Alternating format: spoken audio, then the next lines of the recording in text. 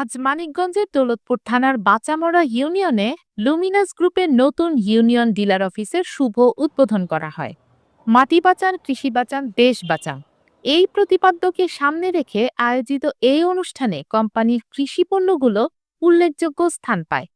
লুমিনাসের কৃষিপণ্য ব্যবহারে মাটির স্বাস্থ্য রক্ষার পাশাপাশি বিষমুক্ত জৈব খাদ্য উৎপাদনে বিশেষ ভূমিকা রাখছে, যা ইতোমধ্যেই স্থানীয় কৃষকদের আস্থা অর্জন করেছে।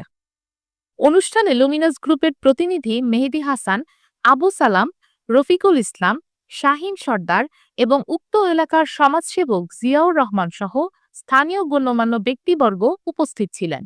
এছাড়াও বাচামারা ইউনিয়ন ডিলার ইমান আলী শেখ সহ অনেকেই অংশগ্রহণ করেন। আলোচনায় বক্তারা বলেন, ওষুধ একমাত্র রোগমুক্তির পথ নয়, বরং বিষমুক্ত ও নিরাপদ খাদ্যই সুস্থ থাকার প্রধান হাতিয়ার। এ লক্ষ্যে টেকসই চাষাবাদ ও কৃষি সংরক্ষণের উপর বিশেষ গুরুত্ব আরোপ করা হয়। কৃষি সেমিনার ও কৃষি সেবা ক্যাম্পেইনের মাধ্যমে কৃষকদের মধ্যে সচেতনতা বৃদ্ধির চেষ্টা করা হয়। ফলে কৃষকদের মাঝে কৃষিপণ্য বিক্রির হিড়িক পড়ে।